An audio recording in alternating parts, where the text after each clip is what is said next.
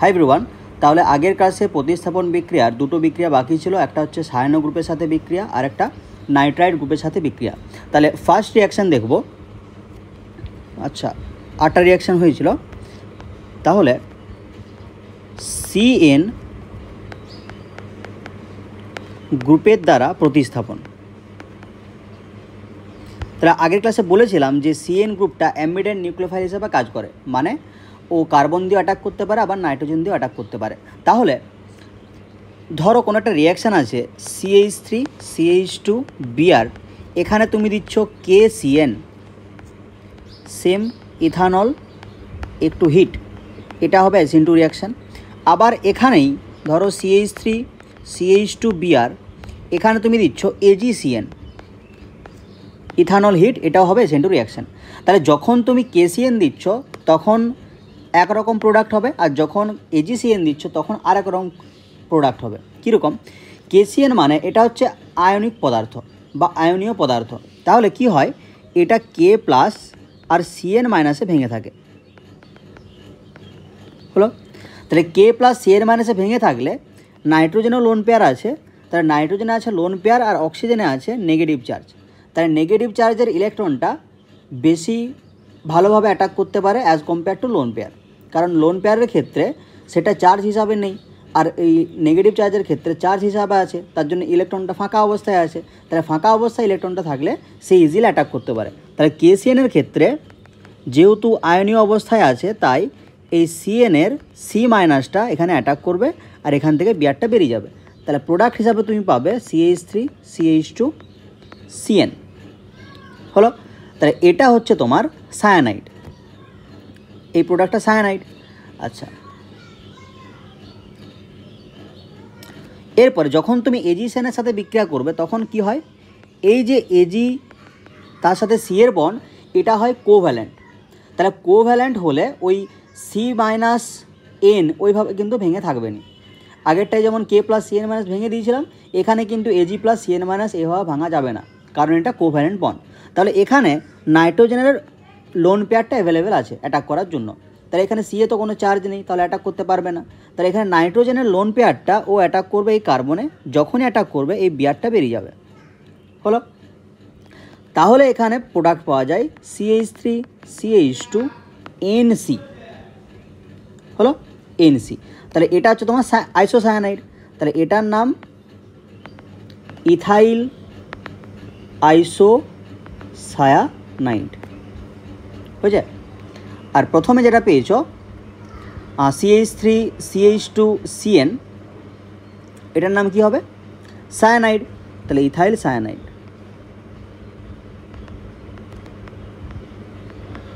Cyanide.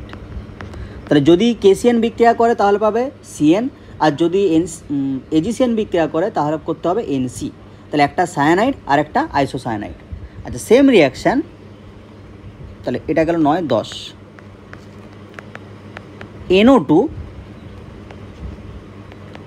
Group দ্বারা প্রতিস্থাপন। তাহলে ধরো একটা বিক্রিয়া করাচ্ছ CH3 CH2 Br, এখানে দিচ্ছ KNO2, আর একবার দিচ্ছ ওই সেম রিয়েজেন্ট মানে সেম বিকারক AgNO2। তাহলে একবার দিয়েছ CH3 CH2 Br এর সাথে KNO2, আর একবার দিয়েছ CH3 CH2 Br এর সাথে AgNO2। তাহলে এখানেও সেম ইথানল হিট মানে SN2 বিক্রিয়া হবে, এখানেও ওই ইথানল হিট SN2 বিক্রিয়া হবে। তাহলে যখন তুমি KNO2 দিচ্ছ, NO2 গঠনটা কীরকম হয়? O minus N double bond O, এটা হচ্ছে NO2 গঠন। তাহলে এখানে অক্সিজেনও লোন পেয়ার আছে আর নাইট্রোজেনও লোন পেয়ার আছে। তাহলে যখন KNO2 দিচ্ছ, এটা আয়নীয় পদার্থ, তার জন্য এটা কীভাবে থাকে? K plus O NO। তাহলে যেহেতু অক্সিজেনের নেগেটিভ চার্জ আছে, তার জন্য ওখানে ইলেকট্রন ঘনত্বটা বেশি, আর নাইট্রোজেন আছে লোন পেয়ার, তাহলে নেগেটিভ চার্জটা ভালোভাবে অ্যাটাক করতে পারে কিন্তু লোন পেয়ারটা পারে না, তার জন্য এখানে O মাইনাসটা অ্যাটাক করবে আর এখান থেকে বিয়ারটা বেরিয়ে যাবে। তাহলে কী তৈরি হবে? CH3 CH2 ONO, হলো। তাহলে ONOটা হচ্ছে নাইট্রাইট, তাহলে এটার নাম ইথাইল নাইট্রাইট হয়েছে। আচ্ছা, এরপরে যদি AgNO2 দাও তাহলে এখানে এই যে এনটা আছে, sorry ON double bond O, তাহলে এখানে এই যৌগটা হচ্ছে তোমার কোভ্যালেন্ট বা সমযোজী, তার জন্য এখানে ওরকম K প্লাস ONO মাইনাস যেমন ভেঙেছিল এখানে কিন্তু সেরকম ভাঙবে না। তাহলে এখানে নাইট্রোজেনের লোন পেয়ারটা অ্যাভেলেবেল আছে, তাহলে অ্যাটাক করবে কে? এই নাইট্রোজেন। তাহলে নাইট্রোজেন অ্যাটাক করলে এখানে বিয়ারটা বেরিয়ে যাবে, তাহলে কি তৈরি হবে? CH3 CH2 NO2 হলো। তাহলে এটার নাম কি? Nitro ethane. নাইট্রো ইথেন, ব্যাস এই হলো দুটো কেস। আচ্ছা, এরপরের বিক্রিয়া অ্যামিনের সাথে বিক্রিয়াটা হয়েছিল, হাইড্রোজেন দ্বারা বিজারণটা হয়েছিল। এরপরে অপনয়ন বিক্রিয়া। অপনয়ন বিক্রিয়া, তাহলে অপনয়ন বিক্রিয়ায় SN1 রিয়াকশানের মতোই সেম কেস। ওখানে যেমন 3 ডিগ্রি 1 ডিগ্রি 3 ডিগ্রি তারপরে 2 ডিগ্রি তারপরে 1 ডিগ্রি ছিল SN1-এর ক্ষেত্রে, এখানেও E1-এর ক্ষেত্রে ওরকম কেসটা আসে আর কি। মানে কীরকম কেসটা বলতে চাইছি, যদিও 11-এ ছিল এগুলো। ধরো E1 E2, তাহলে E মানে এলিমিনেশন, 1 মানে ইউনিমলিকুলার, E2 E মানে এলিমিনেশন, 2 মানে বায়োমলিকুলার হলো। তাহলে এখানেও সেম কেস। তোমাকে যদি বলে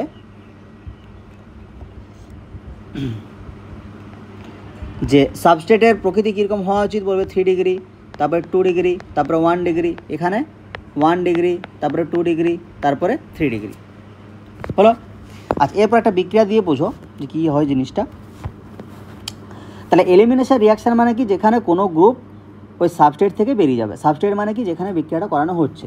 তাহলে কোনো গ্রুপ যদি সাবস্ট্রেট থেকে বেরিয়ে যায় সেই ঘটনাটাকে বলা হবে এলিমিনেশন হলো। তাহলে এটা ডেফিনেশনটা একটু লিখে রাখো বরং।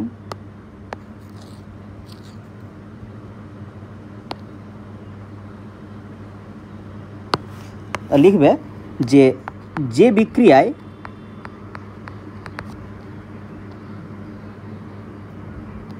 পাশাপাশি দুটি কার্বন থেকে পরমাণু বা গ্রুপ অপসারিত হয়ে কার্বন কার্বন ডাবল বন্ড বা কার্বন কার্বন ট্রিপল বন্ড গঠন করে সেই বিক্রিয়াকে অপনয়ন বিক্রিয়া বলে। হয়েছে? তাহলে এটার শ্রেণীবিভাগ বা প্রকারভেদ কি? E1 E2 আর E1 CB হয়েছে। CB মানে হচ্ছে কনজুগেট বেস। আচ্ছা, এরপরে নোট দিয়ে একটা কথা লিখে রাখবে, যে বিক্রিয়ায় লিভিং গ্রুপ যুক্ত কার্বন পরমাণুর পাশের কার্বনে কমপক্ষে একটি হাইড্রোজেন পরমাণু থাকে এবং ব্যবহৃত বিকারক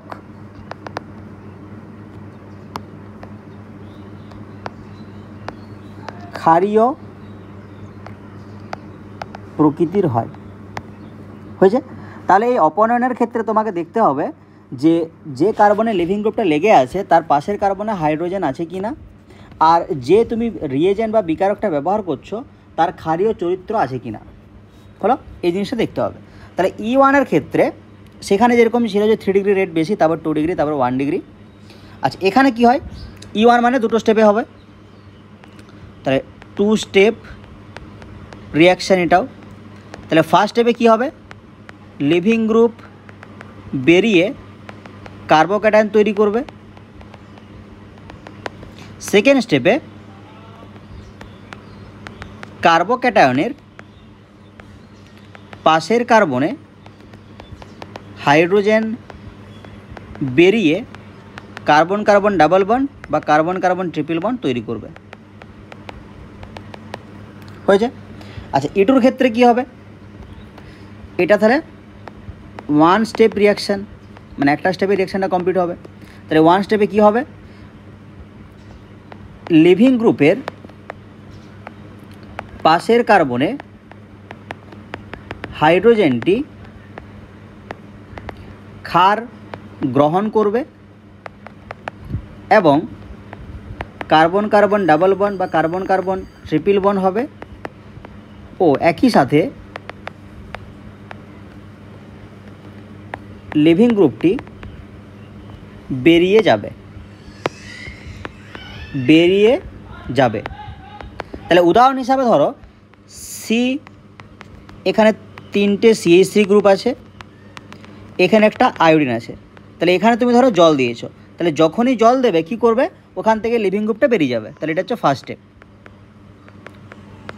তাহলে কি হবে, CH3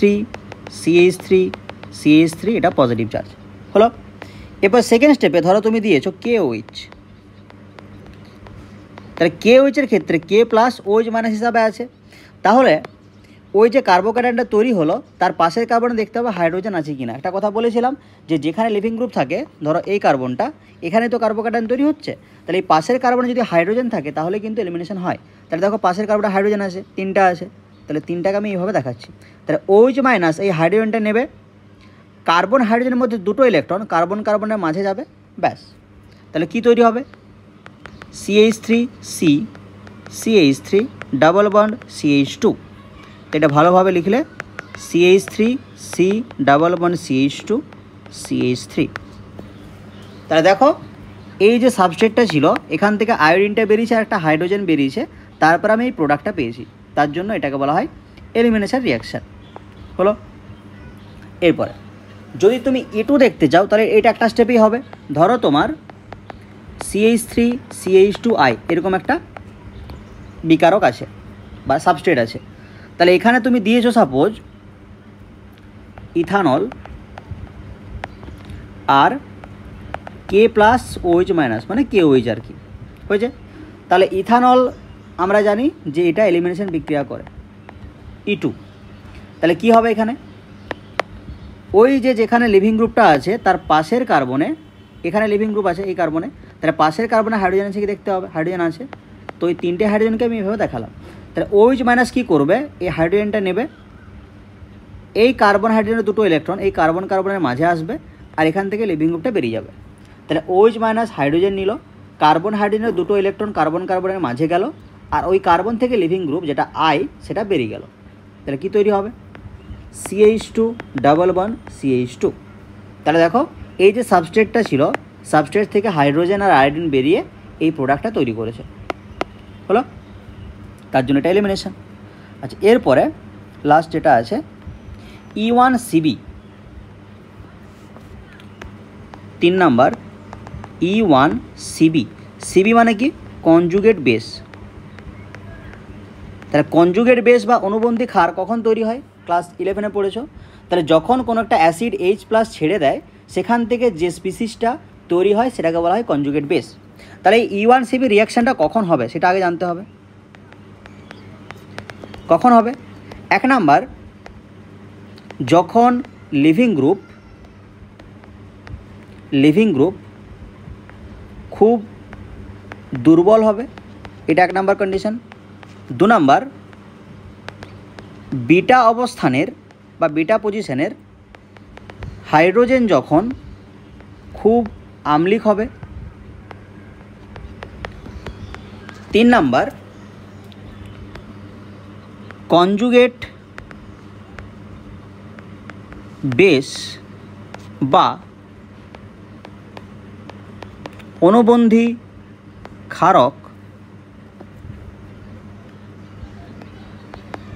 ক্ষারকের স্থায়িত্ব খুব বেশি হতে হবে।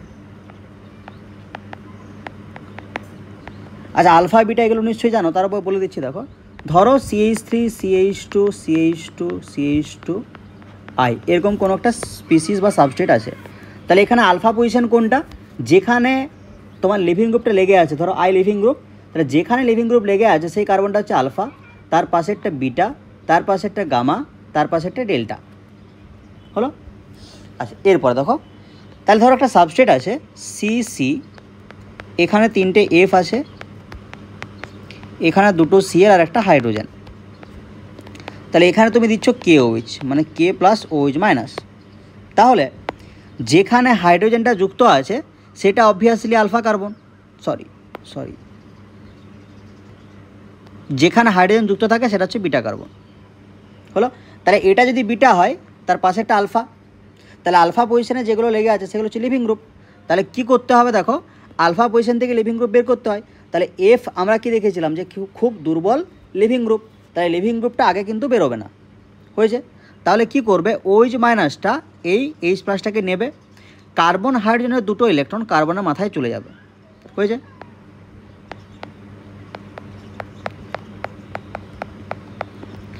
তাহলে এখানে Cl, এখানে 2টো ইলেকট্রন চলে গেছে নেগেটিভ চার্জ হিসাবে। তাহলে এটা যেটা তৈরি হলো সেটা হচ্ছে কনজুগেট বেস, কারণ অ্যাসিড H প্লাস ছেড়ে দেওয়ার পর যেটা তৈরি হয় সেটা হচ্ছে কনজুগেট বেস। এর পরের স্টেপে কী হবে, তাহলে নেগেটিভ চার্জ মানে ফ্রি ইলেকট্রন, এই ফ্রি ইলেকট্রন দুটো কার্বন কার্বনের মাঝে আসবে আর এখান থেকে লিভিং গ্রুপটা বেরিয়ে যাবে। এখন লিভিং গ্রুপটা বেরিয়ে যাবে, হয়েছে।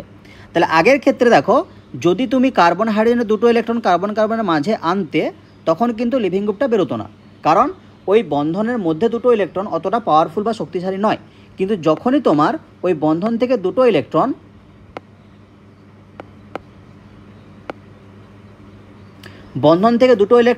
ওই নেগেটিভ চার্জ হিসাবে চলে এসছে তখন কিন্তু তার পাওয়ার বেড়ে গেছে। তাহলে তখন ওই 2টো ইলেকট্রন কার্বন কার্বনের মাঝে এলো, তারপরে লিভিং গ্রুপ এফটাকে বের করে দিল। তাহলে কি তৈরি হবে, C+C, এখানে 2টো F আর 2টো Cl, ব্যাস। এই ধরনের রিয়াকশান হচ্ছে E1CB হলো। আচ্ছা এরপর রিয়াকশান, আচ্ছা হফম্যান আর সেটজেভ 2টো নিয়ম ছিল, আচ্ছা বলে দিচ্ছি, যদিও 11-এ ছিল। তাহলে একটা নিয়ম ছিল সেটজেভ নিয়ম, আর একটা ছিল হফম্যান নিয়ম, হয়েছে। তাহলে সেটজেভ, আচ্ছা দেখো বলে দিচ্ছি কেসটা। তাহলে তোমার যখন লিভিং গ্রুপ হ্যালোজেন হবে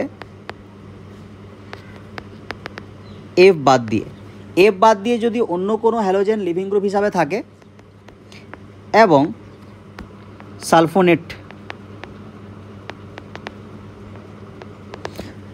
তাহলে যখন লিভিং গ্রুপ তোমার হ্যালোজেন এফ বাদ দিয়ে, মানে এফটা হওয়া চলবে না, আর সালফোনেট, তখন তোমার সেটজেভ নিয়ম কাজে লাগবে। তাহলে সেটজেভ নিয়ম কি বলছে, যে মেজর প্রোডাক্ট সেটাই হবে যেটা হচ্ছে মোর সাবস্টিটিউটেড বা বেশি প্রতিস্থাপিত, হয়েছে। আর মাইনর প্রোডাক্ট সেটাই হবে যেটা হচ্ছে লেস সাবস্টিটিউটেড বা কম প্রতিস্থাপিত হলো। আচ্ছা বেশি প্রতিস্থাপিত কম প্রতিস্থাপিত কেসটা জানো তো, দেখো বলে দিচ্ছি। ধরো CH3CH+CH2 আছে, আর একটা আছে ধরো, আচ্ছা এটাই হবে করো, ধরো CH3CH+CH3, এটা একটা প্রোডাক্ট। আর একটা প্রোডাক্ট ধরো CH2+CH2CH3। তাই দুটোর মধ্যে কোনটা বেশি প্রতিস্থাপিত কোনটা কম প্রতিস্থাপিত। তাহলে মনে রাখবে যে এই দ্বিবন্ধনযুক্ত কার্বন এইগুলো যত ম্যাক্সিমাম কার্বনের সাথে যুক্ত থাকবে সেটা হচ্ছে বেশি প্রতিস্থাপিত। তাহলে এখানে দ্বিবন্ধনযুক্ত কার্বন হচ্ছে এটা আর এটা, এটা কটা কার্বনের সাথে যুক্ত, একটা, 2টো কার্বনের সাথে যুক্ত। এই নেক্সটের ক্ষেত্রে দেখো দ্বিবন্ধনযুক্ত কার্বন কোনটা, এটা আর এটা, এইগুলো কটা কার্বনের সাথে যুক্ত, দেখো এই একটার সাথেই যুক্ত। এই দ্বিবন্ধনযুক্ত কার্বন এটা তো কোনো কার্বনের সাথে যুক্ত নয়, এই দ্বিবন্ধনযুক্ত কার্বনটা দেখো পাশে একটা কার্বনের সাথে যুক্ত। তাহলে এটা হচ্ছে বেশি প্রতিস্থাপিত, কারণ দ্বিবন্ধনযুক্ত কার্বনটা 2টো কার্বনের সাথে যুক্ত। এটা হচ্ছে কম প্রতিস্থাপিত, কেন, দ্বিবন্ধনযুক্ত কার্বনটা একটা কার্বনের সাথে যুক্ত হলো। তো এই হচ্ছে কেস। আচ্ছা তাহলে ধরো একটা এলিমেন্টসের রিয়াকশান আমি বলছি যে, আচ্ছা নিচে করতে হবে, ধরো CH3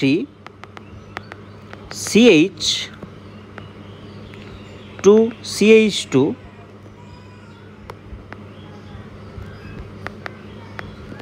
CH3 এখানে তুমি দিচ্ছ অ্যালকোহলিক KOH বুঝছে।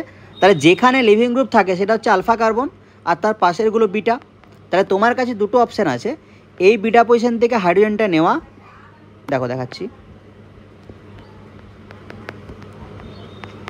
তাহলে ফার্স্ট অপশান কি, যে এই হাইড্রোজেনটা নেওয়া, এই কার্বন হাইড্রোজেনের দুটো ইলেকট্রন এই আলফা বিটার মধ্যে একটা ডাবল বন্ড করা আর এখান থেকে লিভিং গ্রুপ বেরিয়ে যাওয়া, এটা একটা অপশান। তাহলে তখন প্রোডাক্ট কী হবে, CH3 CH double bond CH CH3। আর একটা অপশান কি, দেখো আলাদা পেনে করছি। তাহলে এখানে বিটা পজিশনের হাইড্রোজেনটা নেবে, কে নেবে, অবভিয়াসলি OH মাইনাস। তারপরে এই কার্বন হাইড্রোজেনের দুটো ইলেকট্রন আলফা বিটার মধ্যে একটা ডাবল বন্ড করবে আর এখান থেকে লিভিং গ্রুপটা বেরিয়ে যাবে। তখন কি প্রোডাক্ট পাবে, CH2 double bond CH CH2 CH3। তাহলে এই দুটোর মধ্যে এটা হচ্ছে তোমার বেশি প্রতিস্থাপিত, তাহলে এটা হচ্ছে কম প্রতিস্থাপিত আর এটা হচ্ছে বেশি প্রতিস্থাপিত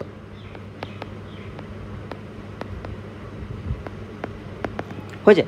তাহলে যেহেতু এখানে লিভিং গ্রুপটা বিআর, তাহলে কি পড়েছিলাম যে আমার লিভিং গ্রুপ যদি হ্যালোজেন হয় অবভিয়াসলি ফ্লোরিন বাদ দিয়ে আর সালফোনেট হয়, সেক্ষেত্রে বেশি প্রতিস্থাপিতটা হবে মেজর বা মুখ্য প্রোডাক্ট।